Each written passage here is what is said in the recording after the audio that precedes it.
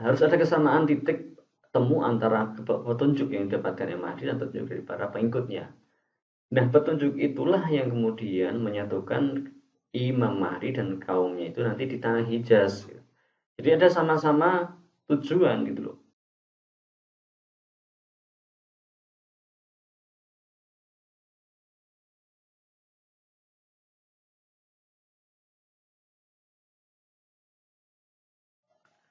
Assalamualaikum warahmatullahi wabarakatuh. Alhamdulillah nahmaduhu wa nasta'inuhu wa nastaghfiruh wa na'udzu billahi min syururi anfusina wa min sayyiati a'malina may yahdihillahu fala mudilla lahu wa may yudlil fala hadiyalah. Asyhadu an la ilaha illallah wahdahu la syarika lah wa asyhadu anna Muhammadan 'abduhu wa rasuluh alladzi la nabiyya wa la rasula ba'dahu. Allahumma shalli ala Muhammadin wa ala ali Muhammad kama shallaita ala Ibrahim wa ala ali Ibrahim innaka Hamidum Majid.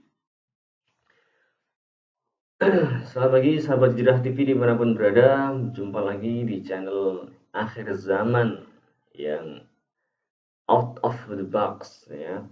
Out of the box. Ya, di pagi hari ini kita kembali akan membahas seputar akhir zaman yang barangkali sahabat-sahabat tidak atau tidak menjumpainya di channel lain ya, tidak dibahas di channel lain, begitulah.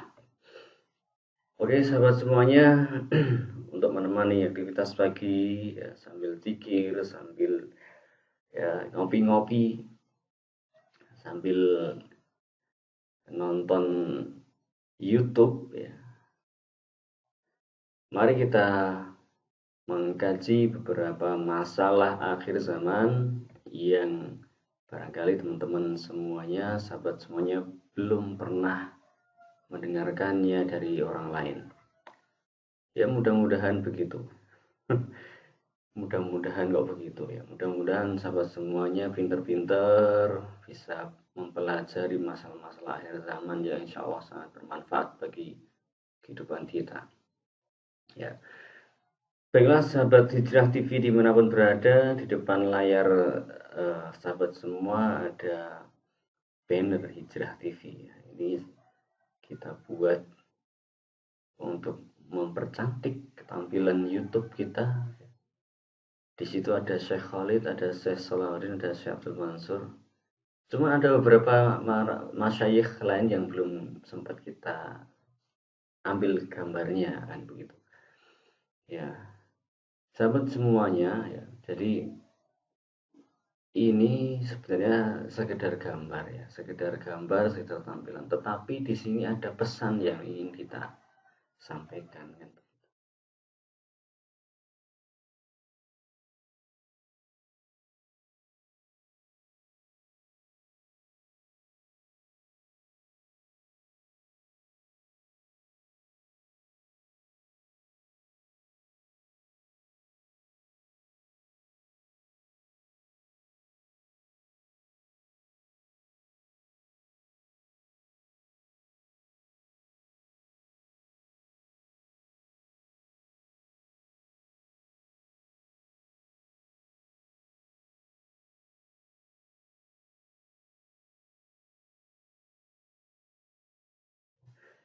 Jadi kalau melihat gambar beberapa masyayikh ini sudah menjadi bagian yang tidak terpisahkan dari channel Hijrah TV. Cuman ada pertanyaan loh, kok video-videonya banyak yang hilang, video-videonya banyak yang ya sudah tidak nongol lagi di channel ini. Ya, mohon maaf sekali teman-teman semua, terpaksa video-video dari para masyayikh ini kita pindahkan ke channel yang lain dengan maksud dengan tidak mengurangi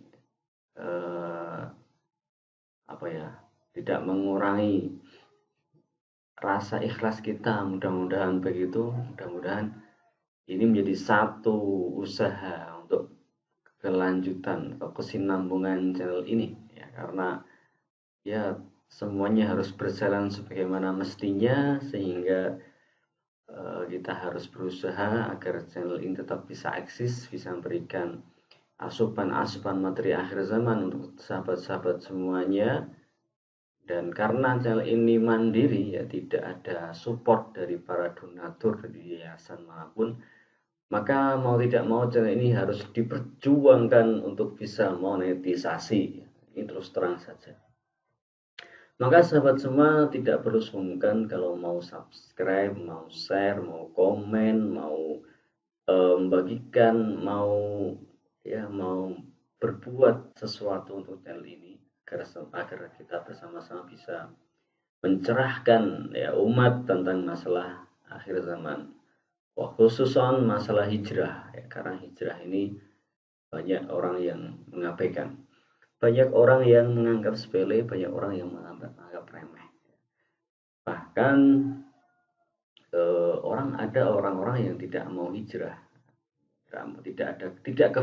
tidak kepikiran sama sekali tentang hijrah. Ya, berangkat dari situ mudah-mudahan channel ini bisa memberi manfaat, ya, bisa memberikan wawasan baru kepada umat Islam, khususnya terkait kemunculan Al-Masih Ad-Dajjal, ya, dan juga kalau munculnya Imam Mahdi dan turunnya Nabi Isa alaihissalam. Sahabat Hijrah TV dimanapun berada, ya. Pada video-video yang lalu telah kita jelaskan beberapa hal masalah hijrah, beberapa alasan kenapa channel ini kita namakan dengan channel hijrah. Insya Allah sahabat sudah paham, sudah mulai paham. Nah, di sini kita akan bahas satu masalah yang barangkali sahabat belum pernah dengar, yaitu pembahasan Imam Mahdi di dalam Al-Quran. Pembahasan Imam Mahdi di dalam hadis itu sudah cukup banyak. Tetapi pembahasan Imam Mahdi di dalam Al-Quran, ya, barangkali sahabat mungkin belum banyak yang menemukannya. Maka di sini mari kita tadabbur sedikit ya, tentang Al-Quran, tentang ayat-ayat Al-Quran yang menyinggung masalah Imam Mahdi. Ya. Kita sebut menyinggung karena di sana tidak ada ayat yang secara khusus menyebut sosok Imam Mahdi. Tetapi Al-Quran menyinggung kalimat Imam Mahdi atau menyinggung sosok Imam Mahdi. Ya. Kembali ke video yang kemarin, ya. Kenapa Imam Mahdi diberi gelar Imam Mahdi? Kenapa Al-Mahdi diberi gelar disebut dengan kenapa pemimpin akhir zaman diberi gelar Al-Mahdi? Karena beliau adalah sosok pemimpin yang diberikan petunjuk atau hidayah dari Allah Subhanahu wa Ta'ala. Jadi yang namanya Imam Mahdi sudah barang pasti diberi petunjuk oleh Allah Subhanahu wa Ta'ala. Melalui apa? Melalui cara-cara yang Allah kehendaki tentunya. Cara-cara yang sudah Allah persiapkan langsung, yang sudah Allah atur sedemikian rupa sehingga sosok pemimpin akhir zaman ini diberikan petunjuk, diberikan kefahaman ya, kepada Al-Quran dan As-Sunnah. Ya. Nah, ini kemarin saya dapat pertanyaan dari jamaah pengajian. Beliau bertanya seperti ini, Ustadz, seharusnya pemimpin akhir zaman yang disebut Imam Mahdi itu seharusnya seperti Rasulullah SAW. Seharusnya sosok pemimpin akhir zaman yang dijanjikan Nabi yang disebut Imam Mahdi itu harusnya seperti Nabi, seperti Rasul dong. Jadi kalau Nabi itu pemurah, maka Imam Mahdi itu harusnya pemurah. Kalau Imam Mahdi itu ya akhlaknya Al-Quran, maka seharusnya Imam Mahdi juga akhlaknya Al-Quran. Kalau Imam Mahdi itu ya menyenangkan ketika dipandang, maka seharusnya Imam Mahdi itu juga menyenangkan ketika dipandang. Kalau Imam Mahdi itu kalau berbicara itu ya bijaksana, kalau bicara itu berwibawa, maka Imam Mahdi juga harusnya demikian. Nah, betul sekali sahabat semua. Jadi secara sifat ya, secara sifat baik fisik maupun secara karakteristik ya sepertinya memang harusnya seperti itu ya, harusnya seperti itu. Dan bahkan secara nama Rasul sudah mengasih rambu-rambu, namanya itu seperti namaku, seperti mirip, dan nama bapaknya seperti nama bapakku. Kalau sekilas ya, sekedar nama saja itu mirip, maka insya Allah ya, karena kita belum tahu. Insya Allah karakternya, sifat-sifatnya pun akan mirip dengan Rasulullah Shallallahu Alaihi Wasallam. Tetapi sahabat ya, ini yang perlu dicamkan. Tidak akan mungkin ada seseorang yang memiliki kesempurnaan seperti kesempurnaannya Rasulullah. Tidak akan mungkin Allah ciptakan ya orang yang memiliki kesempurnaan baik fisik maupun sifat seperti sebagaimana yang dimiliki oleh Rasulullah SAW. Maka jangan harap kalau Imam Mahdi itu sama plek, sama persis dengan Rasulullah SAW. Nggak mungkin. Ya nggak mungkin itu. Yang mungkin adalah mirip. Artinya mirip itu yang memiliki sifat-sifat yang menyerupai, mendekati. Ya. Maka bisa dikatakan kalau Rasulullah itu nilainya 10, Imam Mahdi itu ya 9, ya, atau 8, atau 9,5, begitulah. Nggak mungkin 100% sama. Ya, ini dicatat ya. Kenapa? Karena ya begitu. Rasulullah tidak mungkin ada orang yang lebih mulia dari Rasulullah SAW. Tidak ada orang yang lebih bertakwa, tidak ada orang yang lebih berakhlak, beradab, melebihi Rasulullah SAW. Tetapi Imam Mahdi itu memiliki kemiripan, memiliki ya pendekatan secara fisik maupun sifat dengan Rasulullah kakek buyutnya, kan begitu. Ya, tetapi pada dasarnya yang paling menonjol dari nama Imam Mahdi adalah yang diberi petunjuk.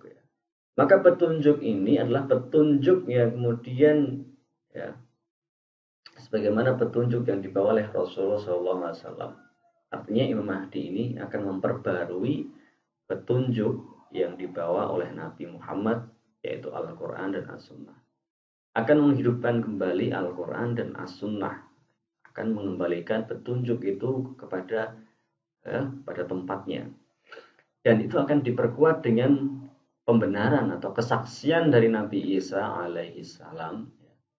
Nah, di sini yang menarik. Bahkan teman-teman semua harus tahu.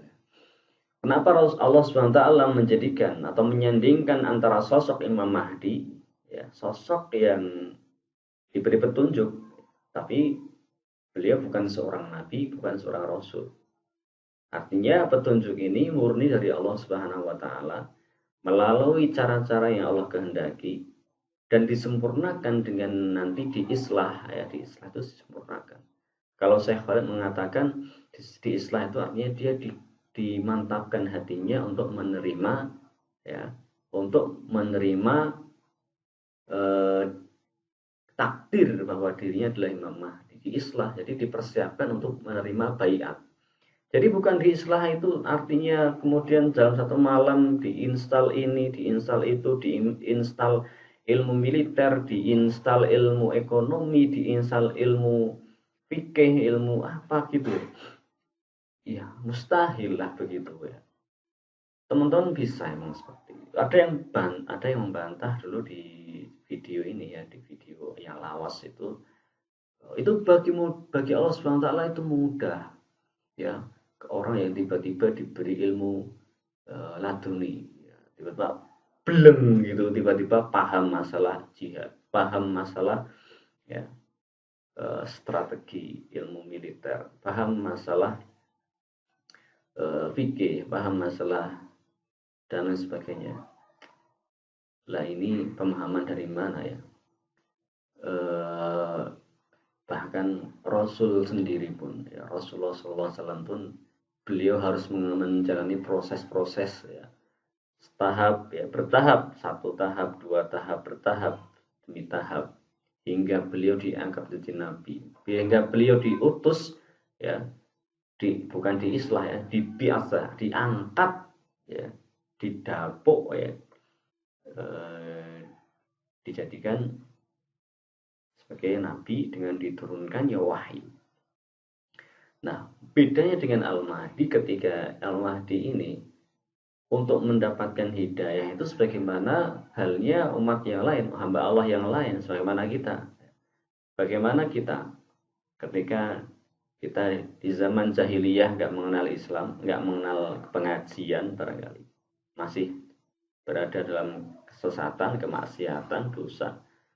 Bagaimana kita bisa mendapatkan petunjuk, mendapatkan hidayah, hingga kita bisa hijrah dari yang tadinya eh, nakal menjadi baik, dari yang sebelumnya itu jahat menjadi baik, dari yang sebelum itu ahli maksiat menjadi ahli taat, kan begitu. Apa mungkin para sahabat tiba-tiba dalam satu malam ya, bangun dari tidur menjadi langsung menjadi orang baik, langsung bisa sholat dengan baik, langsung bisa membaca Quran dengan benar, kan nggak mungkin itu kan. Kalau mau sholatnya baik juga harus belajar tata cara sholat, bacaan sholat. Kalau mau sholatnya khusyuk juga harus belajar bagaimana memahami bacaan sholat, biar sholat kita semakin khusyuk, semakin paham, kita tahu isinya, tahu maknanya, tahu maksudnya, apa yang kita baca, apa yang kita minta dari bacaan-bacaan itu.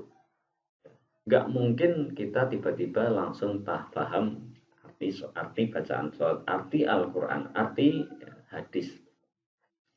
Semuanya butuh proses. Bagaimana Imam Mahdi menjalani proses-prosesnya hingga dia dalam waktu yang singkat mungkin ya, dia bisa memahami arti daripada imam, kepemimpinan. Maka yang dibutuhkan itu hari ini adalah kepemimpinan, sahabat ya. Yang dibutuhkan umat hari itu kepemimpinan, karena sudah banyak ulama, sudah banyak orang soleh, sudah banyak orang dermawan, sudah banyak orang ahli ibadah. Tetapi yang dikurang dari kita itu, di kita itu umat Islam itu kepemimpinan. Kita nggak punya pemimpin. Tahun 1924 runtuhnya khilafah Islamiyah Turki Utsmani itu menjadi akhir daripada kepemimpinan ya, mulkan aldon, kepemimpinan umat Islam dari umat Islam untuk umat Islam, tetapi dalam sistemnya itu mengadopsi sistem kerajaan. Jadi diwariskan. Maka setelah runtuhnya masa atau selesainya masa khilafah, masa mulkan aldon, muncullah masa mulkan jabrian. Muncullah penguasa-penguasa yang ya, yang memaksakan kehendak ya, yang arogan ya, yang mau menang sendiri seperti itu. Nah, ini satu proses yang dijalani oleh umat Islam. Nah, Imam Mahdi itu demikian, dia mau menjalani proses hingga Allah menyadarkan dia dalam membangkitkan kesadaran dalam dirinya. Umat itu butuh kepemimpinan, umat itu butuh pemimpin, sosok pemimpin yang akan mengayomi, yang akan menjaga, menyatukan. Maka kita harus paham bahwa Imam Mahdi itu adalah diberi gelar Al-Mahdi, yang diberi petunjuk bagaimana dia bisa memimpin umat dengan petunjuk Allah, membawa umat yang dalam kesesatan, dalam keterpecah belahan, ya, dalam kelemahannya, ya, menuju kepada satu kekuatan yang besar dalam satu jamaah umat Islam dipimpin oleh seorang pemimpin, seorang imam.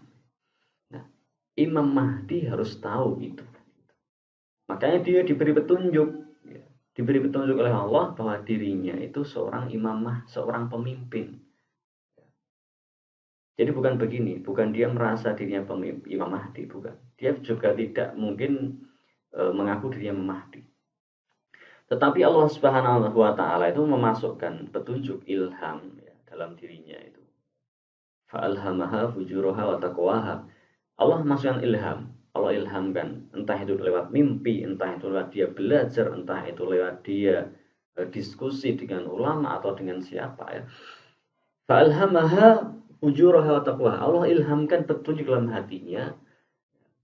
Berangkat dari sini maka Imam Mahdi itu pasti tahu kalau dirinya itu Imam Mahdi. Tapi belum saatnya untuk muncul ya. Baru dia merasakan kepemimpinan dalam dirinya. Setidaknya dia mulai berpikir sebagaimana berpikirnya Rasulullah. Dia berpikir tentang umat. Dia berpikir tentang keadaan umat, kondisi umatnya. Sebagaimana Rasulullah dahulu sebelum diangkat menjadi nabi, beliau memikirkan umatnya, memikirkan kaumnya yang menyembah berhala. Sehingga saking sedihnya Rasulullah, beliau setiap bulan atau setiap tahun beliau uzlah. Beliau meninggalkan kaumnya untuk bertahanus ya, mencari wangsit kalau mungkin bahasa kita itu, mencari petunjuk di Gua Hira. Apakah sebulan, 2 bulan, setahun, 2 tahun itu beliau kemudian langsung diangkat jadi nabi? Kan enggak. Butuh proses sehingga dengan petunjuk dari Allah Subhanahu wa taala. Siapa yang menggerakkan hati Rasulullah ketika itu? Orang Makkah, pemuda di Makkah menikah dengan Khadijah ya, karena ada perasaan sedih melihat kaumnya yang begitu bejat ya, begitu jahiliyah. Bayangkan nggak bejat seperti apa kalau seorang wanita bisa dinikah oleh banyak pria. Kemudian kalau wanita itu hamil, melahirkan, dia bebas milih bapak untuk anaknya. Kan edan begitu. Nggak edan gimana seperti itu. Akhlak yang lebih bejat, adakah akhlak yang lebih bejat dari seperti itu ya? Seorang wanita kalau pengen nikah, di rumahnya di depan rumahnya dikasih bendera. Artinya dia ngasih kode, siapa yang ingin menikahi saya, ini loh ya, saya sudah siap, ini diapakan ya terserah diapakan, mau digarap 10 orang, 20 orang, nanti kalau begitu anaknya lahir dia bebas memilih bapaknya yang nomor 12 atau bapaknya nomor 13. Yang jelas seperti itu dulu ada jahiliyah dalam pernikahan, dan itu dilarang dalam Islam. Nah, itu contoh ya, sekedar buruknya akhlak atau buruknya kaum jahiliyah ketika itu. Maka kesedihan Rasulullah itu sangat beralasan sekali. Sehingga Rasulullah yang diberi hati yang mulia, ingat ya, dicuci hatinya oleh malaikat Jibril ketika usianya masih 7 tahun atau berapa tahun, itu masih kecil. Dan banyak sekali kisah-kisah Rasulullah sebelum diutus menjadi nabi yang mengindikasikan bahwa itu semua proses dari Allah Subhanahu wa taala. Enggak ada yang instan. Ya, sunnatullah itu sunnatul kauniyah, itu senantiasa berjalan di muka bumi sahabat. Jadi enggak ada ceritanya Imam Mahdi itu diislah tiba-tiba celing dalam satu malam jadi orang baik. Nonsense, enggak mungkin, mustahil. Ya. Sedangkan Allah SWT menurunkan petunjuk berupa Al-Quran. Apa ada orang yang tiba-tiba satu malam ya, dia menjadi orang soleh, hafal Quran, ya, paham isinya? Enggak mungkin sahabat. Ya, nanti kita malah akan terkena menuduh bahwa Allah itu berdusta, kan begitu. Jadi watilkal ayyamu nudawiluha bainan nas. Hari-hari itu Allah perkirakan di antara manusia. Begitulah sunnatullah. Hari akan senantiasa berjalan. Sunnatullah akan senantiasa berjalan. Hari ini umat Islam dipimpin oleh para diktator, para mulkan jabriyah. Dan pada akhirnya nanti akan dikembalikan kepada kepemimpinan alamin haji nubuwah. Di mana di situ akan ada sosok pemimpin yang bijaksana, yang adil, yang akan memenuhi dunia dengan keadilan. Karena sebelumnya dunia dipenuhi dengan kezaliman. Maka disitulah kepemimpinan itu dibutuhkan oleh umat Islam. Kepemimpinan itu sangat dihajatkan oleh umat Islam. Tapi berapa sih umat Islam yang paham masalah ini? Berapa ulama yang bicara tentang masalah kepemimpinan umat Islam hari ini? Khususnya menyangkut Imam Mahdi. Banyak ulama, banyak jamaah menyebutkan kepemimpinan khilafah, syariat Islam, tetapi lupa atau seolah-olah tidak peduli dengan masalah kepemimpinan Imam Mahdi. Ibarat kata, kita itu berjalan di belakang Rasulullah. Rasulullah sudah mewanti-wanti, sudah menjelaskan, menasihatkan. Kalau aku ibaratnya begini, kamu ikuti aku ya. Tapi begitu aku tiada nanti, kamu mau ikut siapa kan begitu. Rasul sudah kasih sinyal, ini loh nanti akan ada setelahku, ya. Akan muncul di akhir zaman. Ya, kalau dunia tinggal sehari saja, ya ini bahasa-bahasa yang menggigit sebenarnya, cambuk bagi kita. Ingat ya, suatu saat nanti akan muncul di akhir zaman seorang keturunanku yang namanya seperti namaku, kata Nabi. Nama bapaknya seperti nama bapakku. Seperti ya, bukan sama. Bisa saya jelaskan depan. Dia akan memenuhi dunia dengan keadilan. Sebagaimana dunia sebelum dimenuhi dengan kezaliman.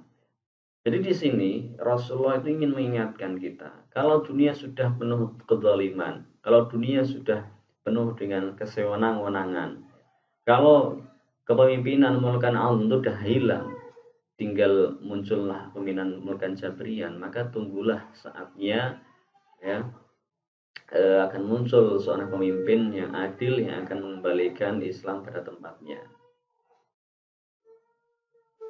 Ya, demikian karena waktu sudah cukup pagi dan ada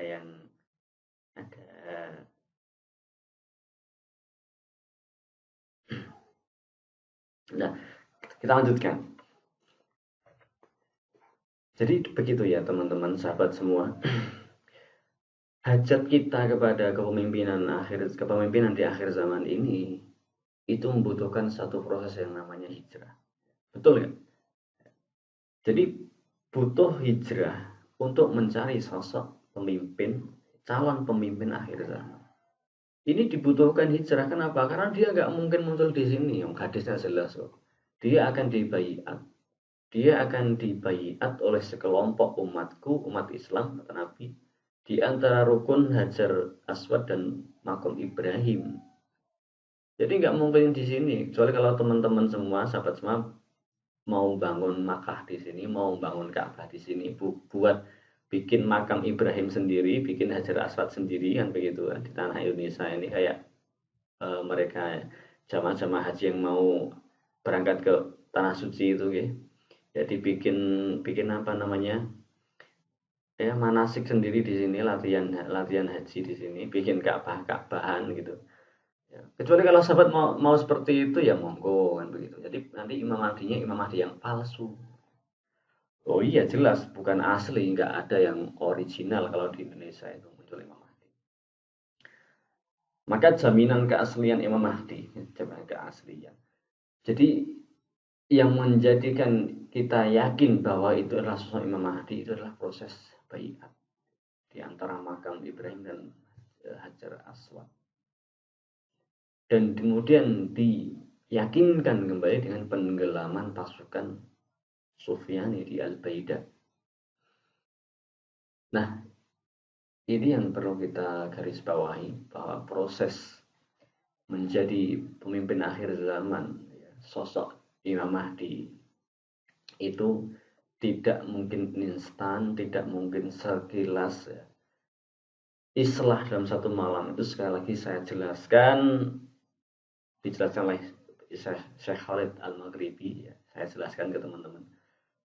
Itu adalah proses di mana Imam Mahdi itu dikuatkan batinnya, dikuatkan jiwanya untuk menerima amanah sebagai pemimpin, untuk menerima satu tongkat kepemimpinan di mana Allah takdirkan dia untuk menjadi imam bagi seluruh umat Islam.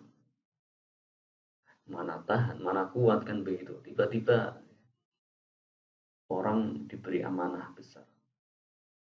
Ada yang bilang itu mudah bagi Allah seperti ini, seperti itu. Ya, otaknya di mana itu? Karena saya sampai jengkel itu. Ya, kita harus berpikir realistis ya, berpikir logis.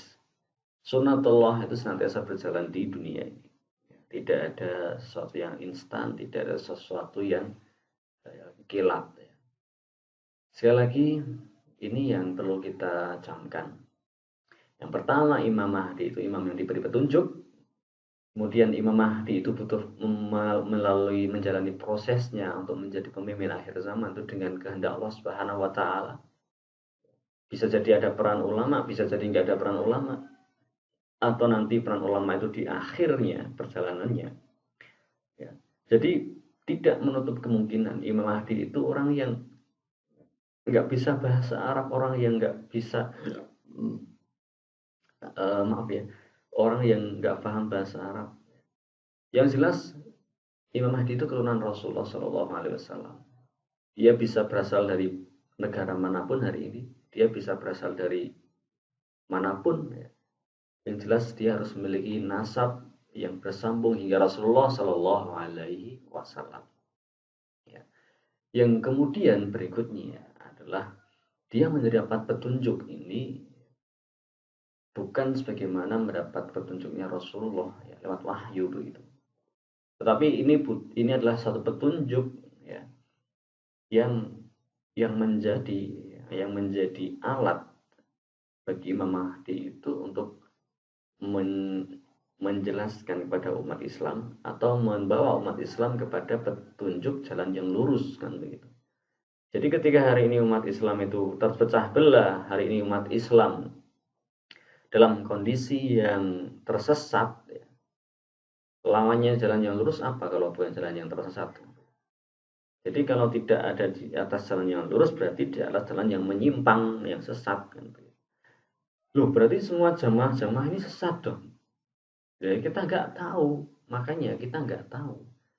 Ya bisa jadi di dalam satu jamaah itu ada orang-orang yang lurus.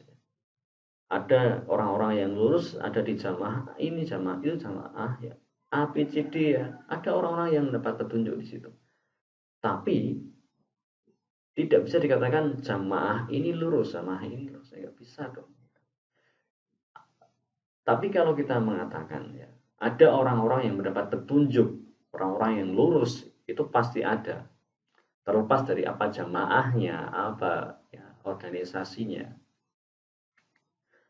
Nah, maka petunjuk ini harus menjadi satu titik temu antara Imam Mahdi dan umatnya dan kaumnya. Imam Mahdi mendapatkan petunjuk sebagaimana hamba-hamba Allah yang lain mendapat petunjuk. Tetapi Imam Mahdi dilebihkan di atas yang lain dengan kepemimpinan. Maka ketika kita ini berhasrat, berhajat untuk mendapatkan keadilan, untuk menegakkan kebenaran, ya kalau kita bukan, kita nggak punya nasab Rasul ini, nggak punya nasab Nabi Muhammad, siapa kita? Kita nggak punya ciri-ciri fisik seperti ciri Rasul gitu kan. Bahkan para habaib, bahkan para habaib yang nasabnya garis keturunannya hingga Rasulullah. Kalau para habaib itu nggak ada ciri-ciri Imam Mahdi, nggak ada ciri-ciri fisik maupun sifatnya yang seperti dalam hadis. Meskipun dia alim, ya, dia ahli takwa, ya. Kalau dia nggak punya ciri-ciri itu dan dia nggak dia nggak ada petunjuk untuk dia itu kemudian menjadi seorang pemimpin. Jadi bedanya orang yang menjadi pemimpin, orang yang mindsetnya itu leader, ya, pemimpin, dia punya leadership. Yang difikirkan itu bagaimana umat dan umat kan begitu. Bagaimana umat itu bisa selamat, bagaimana umat itu bisa meraih keadilan, mendapatkan keadilan, bagaimana umat itu bisa mendapatkan pengayoman ya. Yang dipikirkan itu umat dan umat ya. Lepas apa yang terjadi pada dirinya sebagai nama Rasulullah SAW. Dan dalam kesendirian, keterasingannya Rasulullah itulah beliau mendapatkan wahyunya di situ. Nah, barangkali Imam Mahdi juga sama. Jadi Imam Mahdi itu seperti itu. Nah, harus ada kesamaan titik temu antara petunjuk yang didapatkan Imam Mahdi dan petunjuk dari para pengikutnya. Nah, petunjuk itulah yang kemudian menyatukan Imam Mahdi dan kaumnya itu nanti di tanah Hijaz. Jadi ada sama-sama tujuan gitu loh. Ini calon Imam Mahdi juga ada keinginan untuk berangkat ke tanah Hijaz, ke Mekah. Begitu pula pengikutnya ini juga harus sama. Jadi nggak mungkin pemimpinnya datang ke Mekah sendiri, kemudian di Mekah nggak ada orang yang baik hati, nggak mungkin lah. Atau kebalikannya, umatnya datang ke Mekah, gitu kan. Kemudian nggak muncul itu Imam Mahdi, nggak muncul. Ya.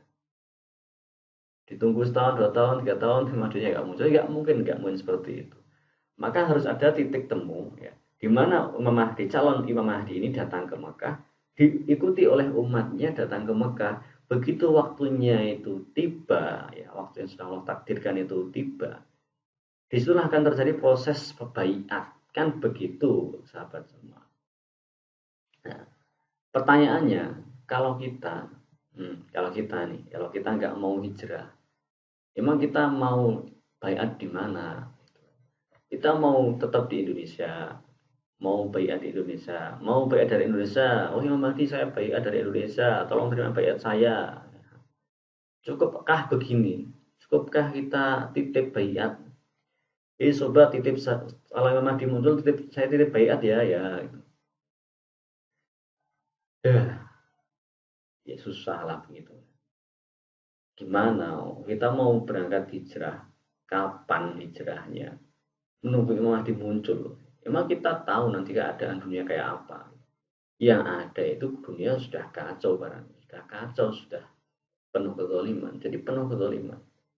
Ketika peperangan terjadi, ketika bencana-bencana, gempa bumi terjadi kan begitu, jadi kacau, udah kacau. Mau titip gimana, yang mau dititip nggak ada, semuanya sudah bingung gitu kan. Nggak ada yang hijrah mungkin ketika itu, kecuali orang-orang yang Allah kehendaki, dan itu mungkin sedikit sekali. Nah, daripada kita menyesal nggak bisa hijrah pada nanti saatnya sudah kacau itu, ya mendingan kita hijrah sekarang. Ya kita persiapkan hijrah, bukan hijrah sekarang. Kita mempersiapkan ya, bersama-sama. Persiapannya apa? Persiapannya saya hanya minta sahabat lihat tuh channelnya Bang Ibrahim itu, channel Pulau 1. Kalau ada yang menyebutnya itu channel zikir tidak jelas, channel salat tidak jelas, itu goblok gitu kan. Anda harus lihat ini kajian Syekh Khalid ini, tentang kaum yang sesat. Ya begitulah kaum yang sesat. Orang yang mengatakan ahli zikir itu ahli apa namanya? Ahli sakar, ahli mabok ya, mabok zikir. Naudzubillah. Ya, orang begini perlu didoakan biar dapat petunjuk gitu. Kalau dia mau dapat petunjuk, kalau nggak mau ya doakan biar binasa aja gitu. Ya. Untuk menjawab statement bahwa ahli zikir ini seperti orang sufi ini bukan seperti itu ya. Ahli zikir, orang yang biasa zikir ini udah seperti ini. Jadi gambarnya seperti ini. Melihat ya, pokoknya teman-teman lihatlah channel video kaum sesat akhir zaman. Jadi orang-orang yang sesat itu kebalikan dari orang yang mendapat petunjuk. Orang yang mendapat petunjuk itu yang pertama orang Islam. Orang Islam itu yang gimana? Orang yang secara zahir dia menampakkan keimanan, menampakkan keislamannya, ya syahadat, sholat, puasa, zakat, haji. 5 rukun ini dilakukan. Itu orang Islam menampakkan keyakinannya. Nah, tingkatan berikutnya setelah orang itu Islam adalah orang mukmin, orang beriman. Ketika apa? Ketika antara zahir dan batin itu sama. Zahirnya menampakkan keislaman, batinnya ya, meyakini keimanan. Ya. Jadi hatinya itu yakin, tidak ada lagi keraguan. Dzalikal kitabu la raiba fihi hudalil muttaqin. Artinya itu bersih, tidak ada keraguan, yakin, murni 100%, nggak ada ragu-ragu, nggak ada keraguan. Quran itu datanya bukan dari Allah. Quran itu tidak sesuai dengan zaman. Quran itu harus ada perubahan. Nah, seperti itulah orang-orang yang ada ragu-ragu dalam hatinya. Nah, tingkatan yang berikutnya ketika orang sudah Islamnya bagus, keimanannya bagus, antara zahir dan batinnya itu sudah nyambung, ya, antara iman dan Islamnya. Tingkatan berikutnya itu tingkatan ihsan, ya, ihsan. Artinya anta'budallaha ka'annaka tarahu fa illam takun tarahu fa innahu yaraka. Orang sudah Islam, ya, sholat, mengerjakan sholat seperti biasanya. Ya. Bagi orang-orang Islam yang awam, sholat itu seperti rutinitas saja, gerakannya benar, bacaannya benar, selesai. Dia enggak melihat hatinya ketika suatu khusyuk apa enggak khusyuk, enggak urusan. Yang penting dia mengerjakan sholat, menunaikan sholat, selesai tugas ya, wassalam. Kalau orang mukmin, ya, dia mulai perhatikan nih, masalah hatinya. Sekali hatinya lepas ya, begitulah kondisi hati kita. Sholat kadang khusyuk, kadang enggak. Nah, ihsan ini derajatnya sudah tinggi lagi, sahabat. Jadi ketika dia beribadah, itu seolah dia melihat Allah. Dan ini terjadi dalam setiap waktu. Setiap waktu. Bukan hanya ketika sholat saja, seperti orang tadi, orang Islam, orang mukmin tadi. Tapi setiap waktu, setiap saat, dia sudah merasa senantiasa melihat Allah Subhanahu wa taala, anta'budallah. Jadi beribadah. Sedangkan orang itu diciptakan untuk beribadah. Makannya, tidurnya, bekerjanya, kemudian sedekahnya, berbuat baiknya kepada orang lain, kepada ibu bapaknya, ya. Kemudian apapun aktivitas kehidupannya itu semua dia nilai atau dia niatkan untuk ibadah, dan itu ka'annaka tarahu, seolah dia itu melihat Allah Subhanahu wa taala. Jadi orang ini sudah tingkatannya itu akhirat oriented, enggak lagi peduli dengan urusan dunia. Maksudnya enggak lagi melihat dunia. Semuanya dilakukan untuk mencari ridho Allah Subhanahu wa taala. Semua dilakukan untuk mencari kehidupan yang lebih baik, kehidupan yang baik nanti di sisi Allah Subhanahu wa taala.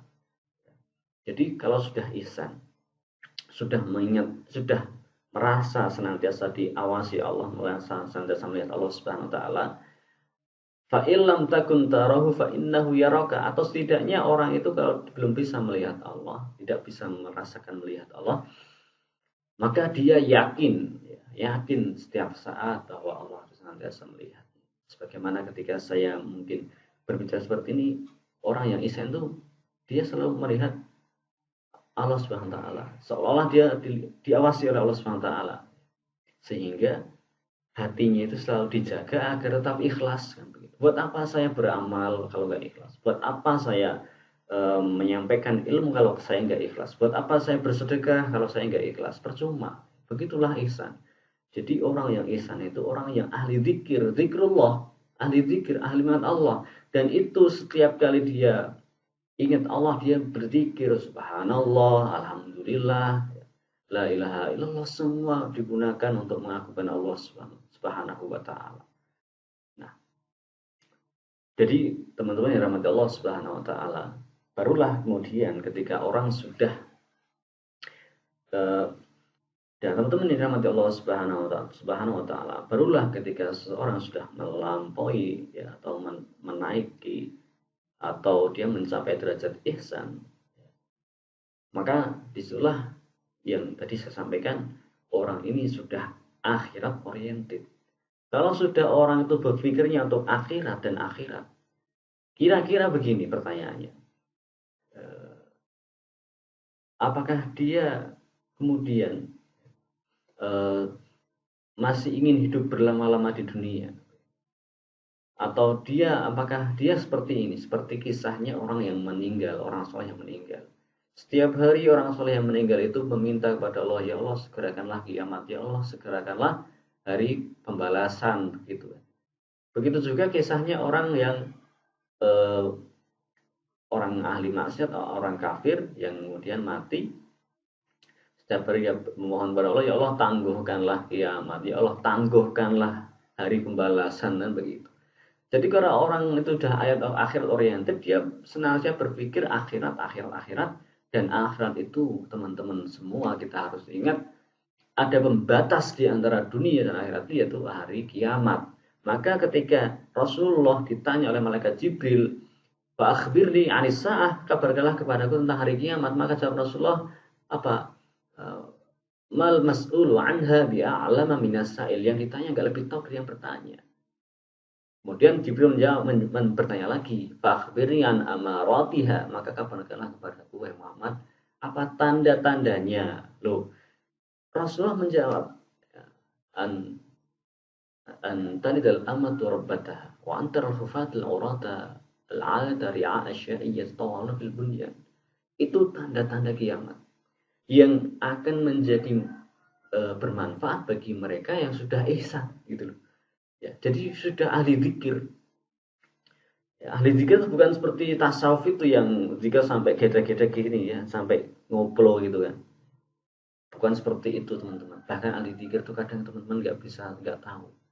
Dia sedang bekerja, tapi hatinya berzikir. Dia sedang sibuk, kelihatannya dia sedang sibuk, tapi hatinya berzikir pada Allah Subhanahu Wa Taala.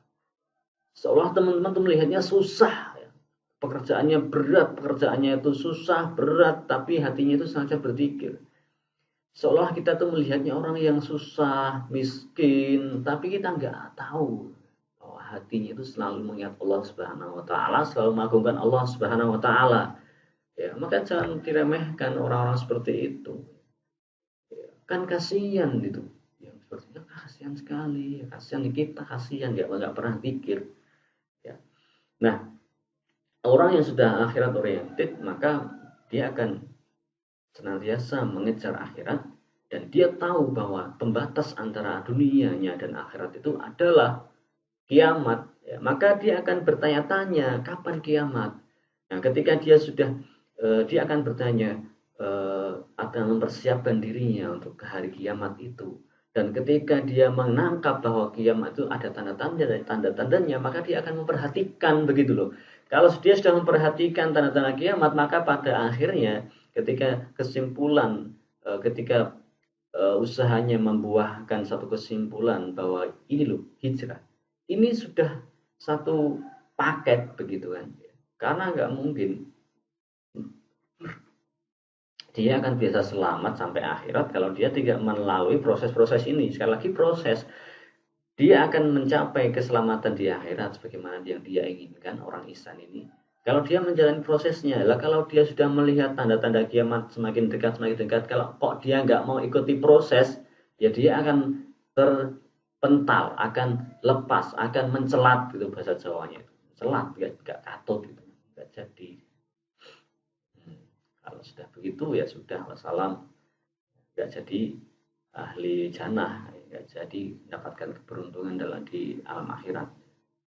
Nah teman-teman sahabat jadi di mana berada, barangkali teman-teman semua harus lihat ya, video ini secara menyeluruh. Ya, jangan di skip lah ya, boleh di skip nanti di pause lagi, dilihat lagi kan begitu. Biar semuanya bisa ditangkap dengan baik, biar teman-teman bisa jelas dan semakin mantap yakin bahwa hijrah ini satu jalan yang benar. Ya, sekali lagi jalan yang benar. Karena yang nggak benar itu kalau kita menolak hadis, menolak ayat kan begitu. Nah, kembali ke pembahasan yang pertama tadi, kita akan menyinggung masalah Al-Qur'an atau kita akan membahas Al-Qur'an yang menyinggung masalah Imam Mahdi. Bentar ya, saya minum dulu.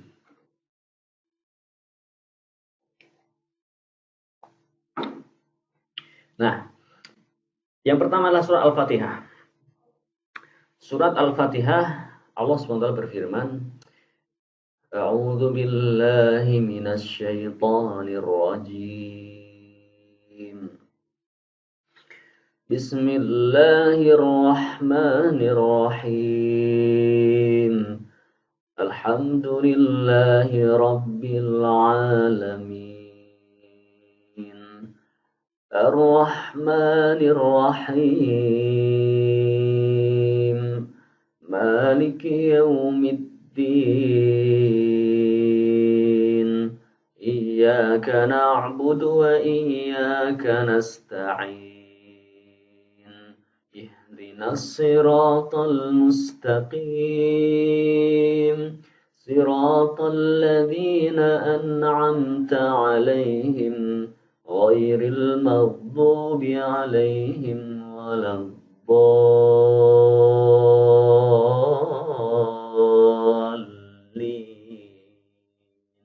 Amin.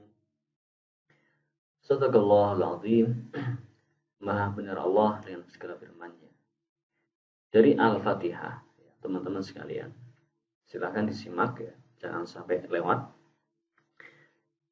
Allah SWT berfirman, yang pertama, Bismillahirrahmanirrahim. Ini satu pembukaan. Dalam awal surat pasti ada. Maka ada ulama yang mengatakan Bismillah itu nggak masuk dalam Al-Fatihah. Al-Fatihah itu diawali dengan Alhamdulillah. Alhamdulillahirabbil alamin. Dari kata alhamdu, segala puji. Kalau terjemahan kita segala puji. Ustaz Salahuddin pernah menjelaskan dalam videonya, alhamdu artinya anna kulla syai'in lillah, bahwa segala sesuatu itu milik Allah Subhanahu wa taala. Segala sesuatu milik Allah, segala sesuatu akan kembali kepada Allah Subhanahu wa taala. Ya. Nah, di mana di sini Allah membahas Imam Mahdi? Nah, di sini loh, di ayat ini.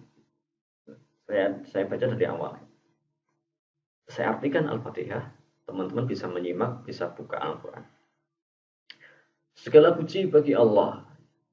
Allah, dialah Tuhan semesta alam. Allah adalah yang maha pemurah. Allah adalah yang maha pengasih, penyayang. Allah adalah pemilik yang merajai hari pembalasan. Ya, jadi ada berapa tadi nama Allah? Bismillah, ya, dengan alhamdulillah, segala puji bagi Allah. Allah adalah Allah yang disembah, yang diibadah, yang diagungkan. Allah adalah Tuhan, Rabbul Alamin, yang menciptakan alam, yang memelihara alam semesta. Tapi di sini yang menjadi maksud atau yang menjadi makna dalam Rob, kalimat Rob di sini, kalau melihat secara menyeluruh, maka di sini maknanya adalah al-khalqu, penciptaan. Dia yang menciptakan alam semesta, yang menciptakan, yang mengatur, yang menjaga. Ya. Ar-Rahman, Allah lah yang maha pemurah, maha pemurah pada siapapun, pada makhluk-makhluknya. Orang yang kafir, orang yang mukmin, hambanya yang beriman, yang ahli maksiat, yang taat. Allah pemurah kepada semuanya. Sehingga jangan heran kalau ada orang-orang kafir, ahli maksiat, yang mereka diberi dunia dan kesenangan-kesenangannya. Kok ada orang yang ahli taat, kok malah justru dunia sempit. Itu bukan masalah bagi Allah Subhanahu wa taala. Kemurahan Allah itu semuanya diberikan sesuai dengan kehendak Allah Subhanahu wa taala. Ya, Allah Maha Penyayang, Ar-Rahim. Ar-Rahim. Nah, teman-teman dirahmati Allah Subhanahu wa taala, ini nama Allah yang keempat. Yang kelima, Allah itu menyebutkan dirinya sebagai Maliki Yaumiddin, Malik, yang merajai, ya, di sini ada pesan, yang merajai hari pembalasan. Hari pembalasan itu hari kiamat, ya maaf, itu hari akhirat, yaumul hisab. Ya. Ini sudah lewat kiamat, jadi kiamat baru nanti hari pembalasan. Ya. Jadi seolah-olah seakan-akan Allah itu menyampaikan pesannya pada kita. Yang pertama, kita harus beriman kepada Allah Subhanahu wa taala. Yang berikutnya, kita harus beriman kepada hari pembalasan, kepada akhirat, kepada yaumul hisab. Nah, ini harus ditangkap oleh orang yang beriman, ya, orang yang harus ditangkap oleh manusia, ya, manusia pada umumnya. Karena ini Quran ini untuk manusia sebenarnya, dan juga bangsa jin yang beriman maupun nggak beriman. Kan awalnya kita semuanya nggak tahu apa itu iman, nggak tahu apa itu Islam. Maka Allah turunkan Al-Quran itu sebagai pelajaran bagi kita, petunjuk bagi kita. Ya. Semua yang baca Quran pasti akan tahu nanti, pasti akan dapat petunjuk ini sebenarnya. Tinggal dia mau mengambil ini petunjuk, mengambil petunjuk itu, atau dia buang. Nah, yang menarik adalah ketika Allah menjelaskan kepada manusia siapa dirinya dari Allah SWT, bahwa dialah pencipta, dialah Allah yang maha pencipta, yang maha pemurah, yang maha penyayang, yang memiliki hari pembalasan. Ya, tangkap poinnya. Nah, kadang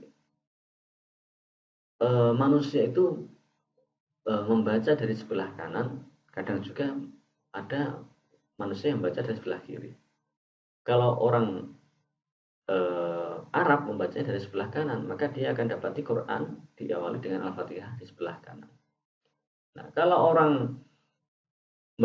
orang Eropa, orang apa ya, yang biasa membaca tulisan Latin seperti kita, itu akan membaca dari sebelah kiri. Yang menarik adalah ketika orang itu nggak kenal Quran, nggak kenal Allah, nggak kenal iman, nggak kenal Islam, tapi dia kemudian mendapati Al-Quran dan dia ingin membacanya, membaca Quran. Ya, membaca Quran, memang dia bisa bahasa Arab. Kan Quran sekarang dalam bahasa, diterjemahkan ke berbagai bahasa. Dia baca dari sebelah kiri.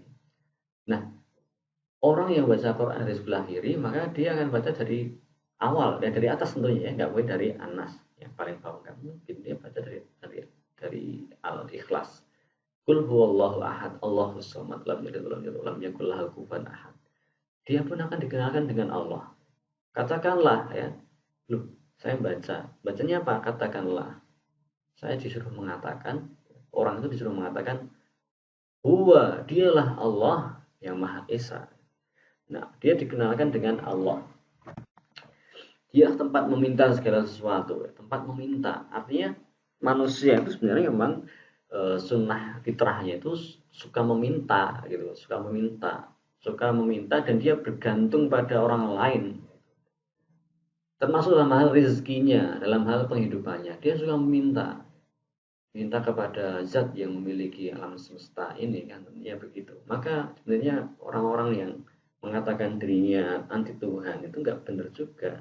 Mereka itu sebenarnya sedang menipu dirinya sendiri. Menipu dirinya sendiri seolah-olah dia nggak butuh Tuhan, padahal hakikatnya hatinya itu butuh Tuhan, butuh tempat meminta.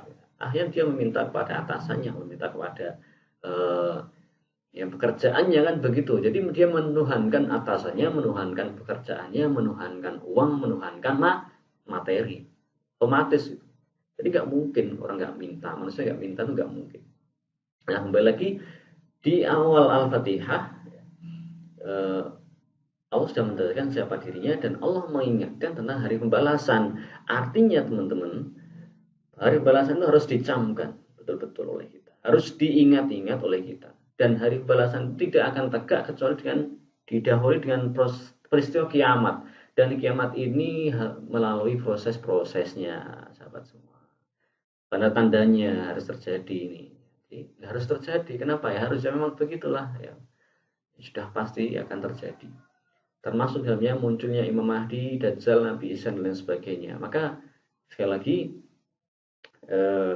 disitulah Allah menyinggung ya tanda-tanda kiamat, di mana Rasulullah menjelaskan tanda-tanda kiamat itu diantaranya munculnya Dajjal, turunnya Nabi Isa, munculnya Ya'juj Ma'juj ya, dan akan datang dan akan muncul dari keturunan Rasulullah itu seorang pemimpin akhir zaman. Masih kurang ya, Kalau masih kurang, ini lanjutannya. Iyyaka na'budu wa iyyaka nasta'in. Jadi seorang hamba yang membaca surat Al-Fatihah, ini dia sedang dituntun lisannya oleh Allah SWT untuk mengakui bahwa dirinya itu hamba Allah, begitu loh. Kita itu hamba. Allah SWT seolah-olah ingin mengatakan, akulah Allah, kan begitu. Kamu itu hambaku, kan begitu. Iya, karena na'budu, hanya kepada Engkau lah ya Allah kami menghamba, kami menyembah. Menghamba, gak cuma menyembah. Kalau menyembah itu kan cuma begini-begini. Kalau menghamba itu nggak hanya begini saja kita menghamba. Kita duduk, kita ngobrol sama teman kita, bekerja, kita semua menghamba kepada Allah Subhanahu wa taala, menjadi hamba, menjadi pekerjanya Allah Subhanahu wa taala, menjadi budak, menjadi itulah kita, hamba Allah Subhanahu wa taala. Bukan hanya menyembah, ya. Cuman bahasanya menyembah. Ya, karena butuh ibadah, kita beribadah, sedang beribadah teman-teman. Wa iyyaka nasta'in, dan hanya kepada Allah lah, pada Engkau lah kami mohon pertolongan. Nah, ini pertolongan ini yang kita minta setiap saat. Kita dituntun oleh Allah untuk meminta pertolongan kepada Allah Subhanahu wa taala. Baik itu pertolongan untuk mendapatkan petunjuk hidayah, pertolongan untuk menjalani kehidupan dunia kita, pertolongan untuk melewati akhirat kita, yaumul hisab kita, hari pembalasan kita itu tadi. Hari pengadilan. Jadi din itu adil, hari pengadilan. Nah, kita minta pertolongan kepada Allah Subhanahu wa taala dengan ya segala daya upaya kita tentunya. Nah, setelah kita berikrar bahwa kita itu percaya kepada Allah sebagai Tuhan, percaya akan datangnya hari pembalasan, dan kita melaksanakan tugas kita sebagai hamba Allah Subhanahu wa taala, dan kita dengan kerendahan hati kita mohon pertolongan kepada Allah Subhanahu wa taala, maka pertama apa yang kita minta? Yaitu petunjuk pada Allah, petunjuk dari Allah Subhanahu wa taala. Ihdinas siratal mustaqim. Ya Allah, tunjukkanlah kami ke jalan yang lurus. Ya Allah, tunjukkanlah kami ke jalan yang lurus. Jadi jangan sekali-kali kita mengklaim diri kita paling benar, mengklaim diri kita paling lurus, jamaah kita paling benar, karena sebenarnya semua hamba Allah itu berhak mendapatkan petunjuk dari Allah Subhanahu wa taala. Petunjuk yang sama diberikan kepada Imam Mahdi, hanya bedanya dia diangkat menjadi pemimpin akhir zaman. Kalau ilmunya mungkin nggak sehebat ulama, itu wajar, itu masih mungkin. Karena di belakangnya itulah ulama-ulama yang membayar Imam Mahdi, ada 7, kurang lebih seperti itu. 7 ulama yang membayar Imam Mahdi, artinya dia akan dikuatkan keilmuannya dengan ulama-ulama yang thiqah, ulama-ulama yang rabbani. Bukan ulama-ulama yang penjilat penguasa, bukan ulama-ulama yang ini, yang mencari muka, yang mencari dunia dengan agamanya. Nah, dan kemudian dia akan dikuatkan dengan Nabi Isa alaihi salam. Nah, disitulah kita mendapatkan hikmah bahwa kepemimpinan Imam Mahdi itu enggak lama, sahabat. 7 atau 8 atau 9 tahun itu bukan waktu yang lama. Itu hanya waktu untuk Mahdi itu mengumpulkan umat Islam, menyatukan umat Islam, kemudian berjuang bersama umat Islam. Nah, nanti akan disempurnakan dengan para ulama itu, akan disempurnakan dengan petunjuk itu, akan disempurnakan dengan Nabi Isa alaihi salam. Ya. Nah, jadi teman-teman yang rahmati Allah Subhanahu wa taala, ini petunjuk yang dibawa Mahdi itu bukan petunjuk seperti Nabi Muhammad ya. Jadi begini, jangan salah teman-teman. Ya. Belum tentu Imam Mahdi itu ahli ilmu yang sangat dalam. Belum tentu Imam Mahdi itu seorang ahli fikih, ahli hadis, ahli Quran, ahli tafsir, ahli sirah, ahli apa aja, ahli balaghah, apalagi ahli balaghah, mungkin balaghah aja nggak paham. Tapi dia itu diberi petunjuk untuk memimpin gitu loh, bos. Memimpin. Nah, kalau masih ada yang bertanya, Imam Mahdi kok nggak paham Quran, Imam Mahdi kok nggak paham, nggak hafal hadis. Lah, emang ada dalilnya Imam Mahdi harus hafal hadis. Emang ada dalilnya Imam Mahdi itu harus paham ilmu bahasa Arab, harus paham mustalah hadis itu. Enggak ada dalilnya. Yang ada dalilnya itu ciri-ciri fisiknya, ciri-ciri sifat-sifatnya. Kemudian yang ada dalilnya itu nasabnya kan begitu. Dia akan memenuhi dunia dengan keadilan. Dia akan memimpin dunia. Ya, dia akan memimpin dunia. Nah, begitulah sekilas ya. Pembahasannya tentang ayat Quran yang berkaitan atau menyinggung tentang Imam Mahdi. Ya, jadi kesimpulannya di dalam surah Al-Fatihah Allah sudah mengingatkan kita bahwa petunjuk al-huda, ihdina, tunjukkanlah, dari kata hada yahdi ihdina, ya Allah berikanlah kami petunjuk. Jadi orang yang mendapat petunjuk akan bertemu dengan pemimpin yang diberi petunjuk. Umat yang diberi petunjuk akan mencari pemimpin yang diberi petunjuk, yang disitulah nanti titik temunya sehingga akan muncul baiat ya. Diawali dengan proses yang namanya diberi petunjuk untuk hijrah kan begitu ya. Maka di sini harus jelas ya, harus jelas petunjuk yang seperti apa, petunjuk yang bagaimana, petunjuk apa sih, petunjuk itu apa sih, petunjuk itu bagaimana sih. Petunjuk pertama, petunjuk tentang Islam, iman, ihsan. Kemudian petunjuk tentang akhirat, tentang hari kiamat. Kemudian petunjuk itu mengerucut pada satu proses hijrah, petunjuk kepada baiat, seterusnya dan seterusnya hingga nanti umat Islam akan diwafatkan Allah Subhanahu wa taala dalam satu waktu dengan angin lembut, dan disitulah nanti terjadinya hari kiamat. Nah, ya begitulah kira-kira ayat yang berkaitan dengan Imam Mahdi. Jadi imam yang mendapat petunjuk. hamba Allah yang mendapatkan petunjuk dari Allah Subhanahu wa taala. Maka sangat luar biasa ketika Allah Subhanahu wa taala menurunkan Al-Qur'an, Allah menyebutkannya dengan petunjuk, dan petunjuk ini akan dikembalikan pada tempatnya oleh seorang hamba Allah keturunan Rasulullah Muhammad SAW, Nabi terakhir. Hamba Allah ini akan diberikan petunjuk untuk memimpin umat Islam, mengembalikan umat Islam kepada jalannya Nabi Muhammad SAW, membawa umat Islam kepada jalannya Rasulullah SAW. Begitu. Bukan harus mirip Nabi, seperti Nabi, sama dengan Nabi. Oh, enggak ada, enggak bisa seperti itulah kita memahaminya. Ya, barangkali mirip, ya mirip itulah. Tapi enggak bisa sama persis dengan Nabi Muhammad SAW. Wallahu ta'ala a'lam wa ilmuhu atam wa ahkam wa sallallahu ala nabiyyina Muhammad wa ala alihi wasallam. Mudah-mudahan pagi ini, kajian pagi ini, majelis pagi ini bermanfaat. Mudah-mudahan teman-teman semua ya bisa melihat, menyimak video ini hingga akhir, hingga selesai, dan bisa mendapatkan pencerahan tentang hijrah, tentang Imam Mahdi, ya. Sehingga kita tidak bingung lagi, karena kita bisa meyakini bahwa inilah petunjuk dari Allah Subhanahu wa taala, iman, hijrah, dan jihad. Kan begitu. Wallahu a'lam. Subhanakallahumma wa bihamdika asyhadu an la ilaha illa anta astaghfiruka wa atubu ilaik.